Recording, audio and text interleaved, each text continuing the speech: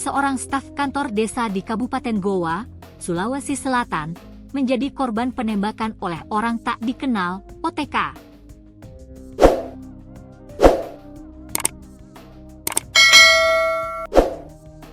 Korban yang selamat kini mendapatkan perawatan medis secara intensif, sementara aparat kepolisian masih melakukan penyelidikan untuk mengungkap pelaku.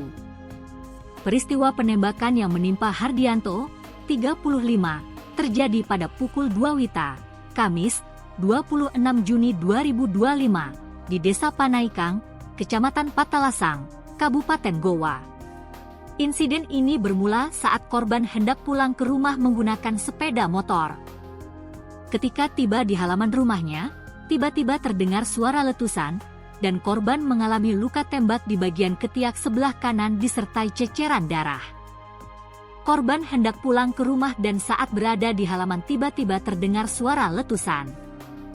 Korban mengalami sakit pada bagian ketiak sebelah kanan disertai ceceran darah, kata AKP Bahtiar, Kasat Reskrim Polres Goa, saat dikonfirmasi langsung oleh Kompas.com di halaman Mapolres Goa, Jalan Syamsuddin Tunru, Sungguh Minasa.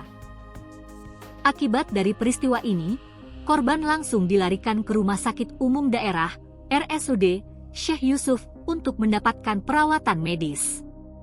Dari hasil pemeriksaan, ditemukan proyektil yang diduga merupakan peluru di tubuh korban. Ada proyektil diduga peluru pada tubuh korban, dan sementara ini dia dirujuk ke rumah sakit untuk dilakukan operasi guna mengeluarkan proyektil tersebut, tambah AKP Bahtiar. Polisi belum dapat memastikan jenis proyektil peluru yang mengenai korban. Saat ini, penyelidikan masih berlangsung di lapangan.